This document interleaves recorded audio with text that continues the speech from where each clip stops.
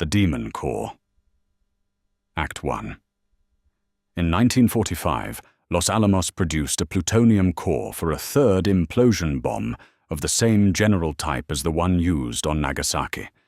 Japan surrendered before that bomb was used, so the core stayed in New Mexico. At the time, it was not a legend, but a piece of bomb material. The core was a small sphere of plutonium alloy, built to sit inside a weapon. By itself, it was subcritical. That meant it did not sustain a chain reaction on its own, but it could be pushed closer to that point. The work at Los Alamos was about measuring that edge. Scientists wanted to know how fissile material behaved when it was surrounded by substances that reflected neutrons back into it. In simple terms, when plutonium atoms split, they released neutrons. If too many of those neutrons escaped, the reaction died away. If enough of them were pushed back into the core, more atoms split, and the reaction grew stronger. If the balance crossed a certain line, the reaction became self-sustaining. That did not mean a bomb would explode on a lab table. A nuclear weapon needed a far more controlled and violent arrangement than that. But a core could still become critical for a brief moment and release a dangerous burst of radiation. That was enough to kill people standing near it. The experiments were done with neutron reflectors. One method used tungsten carbide bricks placed around the core.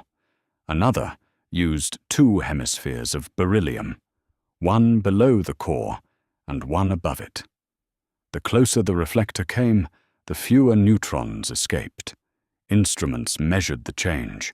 The method was direct, fast, and dangerous. That danger was already known. In August 1945, Harry Daghlian had received a fatal radiation dose while working with the same core in a different setup. The core remained in use anyway. Act 2.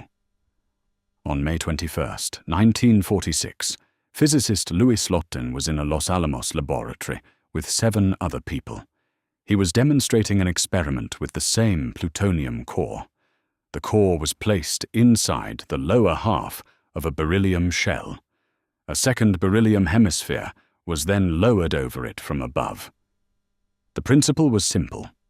As long as there was a small gap between the two beryllium halves, some neutrons could still escape. As the gap narrowed, more neutrons were reflected back into the plutonium, and the assembly moved closer to criticality. The job was to bring it near that line without crossing it. The standard procedure used small shims to keep the upper hemisphere from closing completely. Slotin did not use them. Instead, he held the upper half with his left hand and used the blade of a flat screwdriver in his right hand to keep a narrow gap open. This meant the safety margin depended on his hand and on the position of the screwdriver. At around 3:20 in the afternoon, the screwdriver slipped.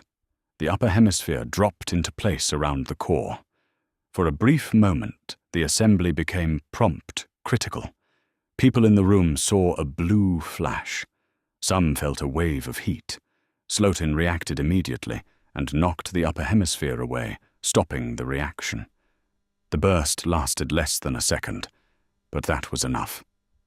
Slotin, who was leaning directly over the apparatus, received by far the largest radiation dose. The others were also exposed, but at lower levels depending on where they had been standing. The men in the room began reconstructing their positions so exposure estimates could be made. Then they were taken for medical evaluation. Slotin became sick almost at once. He felt a burning sensation in his hand. He developed nausea and vomiting. In the days that followed, doctors watched the familiar pattern of severe radiation injury, early illness, a short period that looked less catastrophic, and then rapid decline. His body could not recover from the dose he had received. Louis Slotin died on May 30th, 1946, 9 days after the accident. He was 35 years old. Act 3. The second accident ended more than Slotin's life. It ended a method. After the Slotin accident, Los Alamos stopped hands-on criticality experiments of this kind. Later work with fissile cores was redesigned around shielding, distance, and remote control. The change was basic.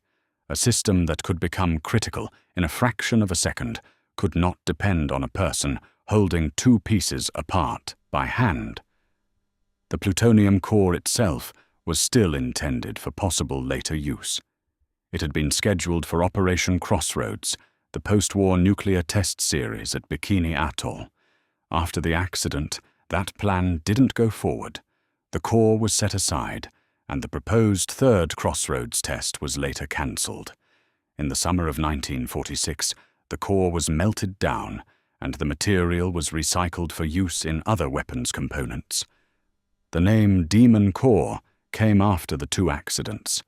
Earlier, the core had been known by another nickname, Rufus. The later name stayed because the same piece of plutonium had now been tied to two fatal laboratory exposures within 9 months. By the end of 1946, what remained was a clear sequence: one plutonium core, two fatal accidents, and a laboratory that changed its procedures only after the second death.